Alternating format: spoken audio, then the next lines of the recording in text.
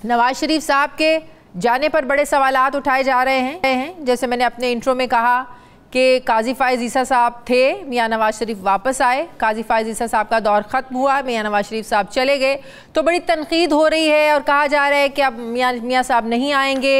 एक तो वो सियासत से बहुत यहाँ दिल बर्दाश्ता हैं, पॉलिसी से दिल बर्दाश्ता हैं, तो ये तनकीद क्या बिला जवाज़ है? शुक्रिया, मगर मैं आपकी खिदमत में पहले ये गुजारिश करना चाहता हूँ आपकी इजाज़त से जी, कि जो आपने कहा कि मौजूदा चीफ़ जस्टिस जो हैं उनके सामने बेशुमार चैलेंजेस हैं 3 साल के अंदर। मैं थोड़ा इसमें इजाफ़ा करते हुए ये ज़रूर कहूँगा कि बाकी अदारों के अंदर भी जितने हेड्स हैं उनके सामने भी बेशुमार चैलेंजेस हैं। और ये अच्छा सवाल उठाया आपने कि चैलेंज ये जो हैं ये कौम को भी हैं, अदारों को भी हैं, मगर ये बताने वाला कोई नहीं कि इस गर्दाब में फंसाने वाला कौन है और फंसाने वाले जो हैं उनको क्यों बरी कर दिया जाता है या क्यों उनका जिक्र नहीं किया जाता, और जो अपना कंधा या अपनी गर्दन पेश करते हैं इन मसाइल के हल के लिए हमेशा मुर्दे इल्ज़ाम भी उन्हीं को क्यों ठहराया जाता है। अब दूसरा सवाल ये है जो आप फरमा रही हैं कि क्या ये महज हुस्ने इत्फाक था कि जब काजी फ़ाइज़ ईसा साहब आए तो नवाज शरीफ पाकिस्तान वापस आ गए और आज दूसरे नए चीफ़ जस्टिस आए हैं और वो पाकिस्तान से बाहर चले गए। कोई हुस्ने इत्फाक नहीं था, एक सोचे समझे मंसूबे के तहत हम आए थे जब काजी फ़ाइज़ ईसा आए थे।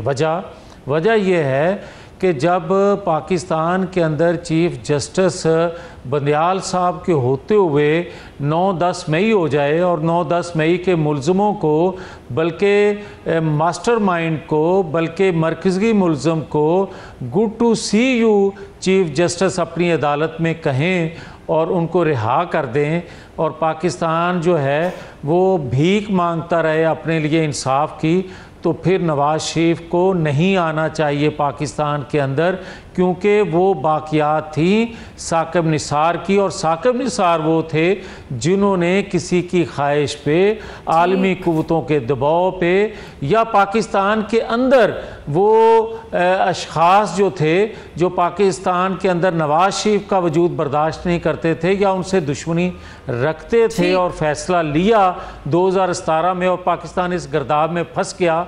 जब तक वो सारा लोग हट ना जाते, नवाज शरीफ को वापस आने की ज़रूरत क्या थी या मजबूरी क्या थी? हाँ, मजबूरी थी जब आपने देखा कि परवेज़ मुशर्रफ का दौर था, वो बार बार पाकिस्तान आए, जब उनको कहा जाता है कि 10 साल का एग्रीमेंट वो करके गए थे, मगर पाकिस्तान के अंदर आए तो अदालतों ने फिर क्या सलूक किया उनके साथ, उस वक्त की अदालतों ने भी।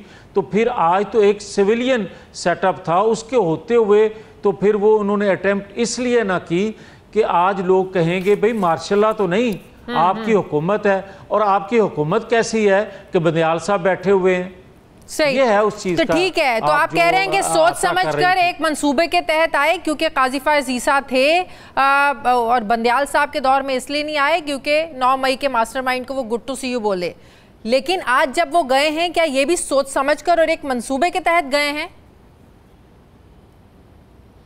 जहाँ तक आज का तल्लक है तो मैं आपको बड़ा क्लियर कहना चाहता हूँ कि नवाज शरीफ कोई खुदा न खास्ता महीनों के लिए नहीं गए, चंद हफ्तों के लिए गए हैं, और वो भी उनके कुछ रुफ़का पुराने जो थे वो कुछ उनकी ताज़ियत के लिए गए हैं, उनके 1-2 करीबी दोस्तों की, और दूसरा अपने चेकअप के लिए।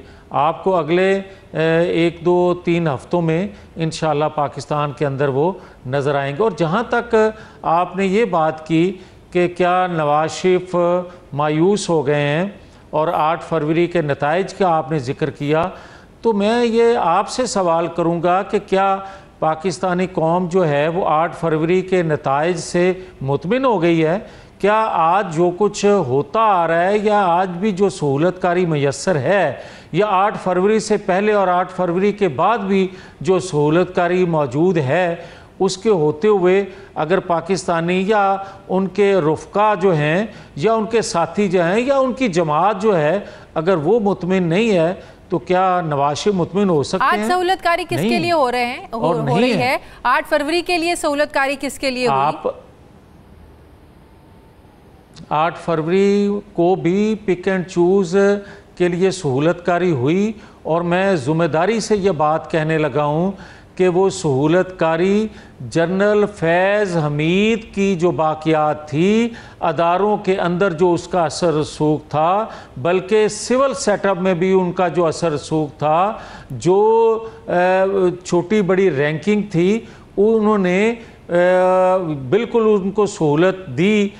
पीटीआई के लोगों और मुस्लिम लीग के कुछ लोगों को फार्म 47 की जो पैदावार कहा जाता है, वो पीटीआई के लोग भी हैं, वो मुस्लिम लीग के लोग भी हैं, और वो पीपल्स मगर पार्टी ये के लोग भी तमीज़ हैं। नहीं थी कि पीपल्स पार्टी के लोग भी हैं, दीगर जमातों के लोग भी हैं, कि उस वक्त ये फैसला करना नहीं था मकसूद उनके नज़दीक जो फैज़ हमीद की जो मनसूबाबंदी थी कि कौन सी जमात निकले या कौन सी जमात आए, क्योंकि वो मुकम्मल तौर पे बाख्तियार नहीं थे, सहूलतकार थे।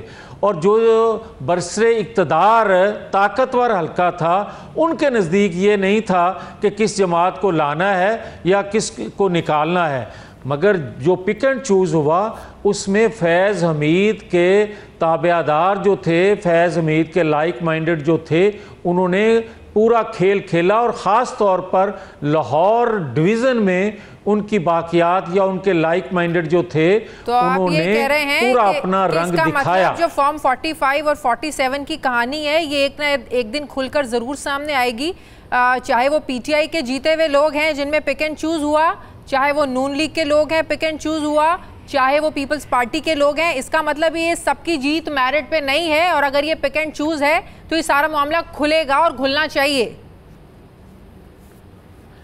शाजिया, मैं आपकी बात को थोड़ा सा एक कह लें उसकी बेहतर अपने जो मैंने कहा है उसकी तशरीह कर दूं। इस तरह नहीं मैंने कहा, मैंने ये कहा है कि फॉर्म 47 का जो तज़किरा है वो किसी एक जमात के लिए नहीं है। जी जी। फॉर्म 47 का जो तज़किरा है वो पिक एंड चूज़ आपको तमाम जमातों के अंदर नज़र आएगा, और ये खुलना चाहिए। जो लोग रट्टा लगाए हुए हैं ना कि फॉर्म 47 की पैदावार हुकूमत, तो फिर आपको खैबर पख्तूनख्वा और दीगर जगहों पे भी फॉर्म 47 नज़र आएगा। ये कहना गलत है कि फ़लाँ जो लोग हैं वो सिर्फ फॉर्म 47 की पैदावार है, मैं नहीं हूँ। मैं भी सबकी बात खुलेगा तो सबका चिट्टा मैं भी सब पार्टीज की बात कर रही हूँ, लेकिन मैं साथ ये भी कहना चाहती हूँ कि इससे तो जाहिर है फिर जो मौजूदा हुकूमत है वो घर भी जा सकती है, नुकसान भी हो सकता है। आप पीपल्स पार्टी और नून लीग की जो इत्तेहादी हुकूमत है जिनमें एमक्यूएम भी है, अगर तो सारा मामला खुलता है तो फिर तो बहुत बड़े बड़े नाम भी आएंगे और नुकसान होगा। नहीं, नुकसान देखें, रियासत का नुकसान तो 2018 के इंतखाबात में भी हुआ, और रियासत का नुकसान 2024 के इंतखाबात में भी हुआ है। उस वक्त एक जमात को हटा के दूसरी को लाया गया, रियासत को नुकसान हुआ।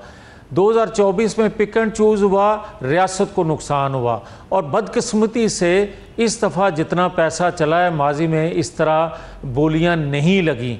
ये और अलार्मिंग बात है। चौथी बात मैं ये आपको ज़रूर कहना चाहता हूँ कि देखें, ये मत करें कि देखें आज बेशुमार लोगों की सहूलतकारी जो हो रही है कि आए रोज़ आप सुनते हैं कि इतने बरी हो गए केसेस में फ़लाँ बंदा, इतने केसेस में फ़लाँ बंदा बरी हो गया। हमारे केसेस 20-20 साल हो गए हैं, 10-10 साल हो गए हैं, उनके अभी ट्रायल मुकम्मल नहीं हुए। तो जो 6 माह के अंदर केस बनता है वो ट्रायल भी हो जाता है और बरी भी हो जाता है। ये सारी चीज़ें कौम के सामने होनी चाहिए। कहीं आप और इशारा जब तो हमें नहीं ये कर कहा रहे कि जाता है बीबी इमरान खान की अहलिया रिहा हुई, उनके लिए सहूलतकारी हुई, आपका इशारा क्या उस तरफ है? क्या आपका इशारा इमरान खान साहब की जो बहनें हैं वो उनकी रिहाई की तरफ है कि वो भी डील या सहूलतकारी के नतीजे में इनकी रिहाई हुई है? देखें शाजिया, जो आप डील की बात करती हैं, सहूलतकारी की बात करती हैं, ये दोनों मुख्तलिफ चीज़ें हैं। डील जब होती है तो या फौरी तौर पे वो चेहरे बेनकाब हो जाते हैं, मगर डील होती है जो सारी दुनिया जानती है जिनसे हो सकती है। और जो सहूलतकारी है बाज़ औक़ात फ़ौरी तौर पे वो चेहरे बेनकाब नहीं होते, जिस तरह के फैज़ हमीद बड़ी देर बाद पकड़े गए। और आज भी जो बात मैं कह रहा हूँ कि उसके गिरफ़्तार होने के बावजूद भी सहूलतकारी मौजूद है। अब वो कब पकड़े जाते हैं सहूलतकार, ये तो फिर अदारे जानते हैं या आप देखेंगी, मैं तो देख ही रहा हूँ। मियां साहब, अब अभी 26वीं आईनी तरमीम आई, साथ ही हुकूमत खुद ही ये बातें करने लगी कि बहुत से ऐसे हुक्म मौजूद हैं जिन्हें दूर करने के लिए अब 27वीं आईनी तरमीम लाना होगी। 26वीं आईनी तरमीम लाने के लिए इतनी जो तगोदो हुई, मौलाना ने साथ दिया, 56 नुकाती एजेंडा था जो कम करके मौलाना की इंटरफेरेंस के बाद वो 22 पर आया। तो 27वीं आईनी तरमीम लाने का मतलब तो ये है कि 26 को इतनी उजलत में लाया गया क्योंकि काजी फायज़ ईसा मौजूद थे। अब तो बिलावल खुलकर सामने आ चुके हैं, वो कह चुके हैं कि काजी फायज़ ईसा साहब के होते हुए ये सब कुछ हो सकता था। आप समझते हैं सब कुछ बहुत उजलत में हुआ?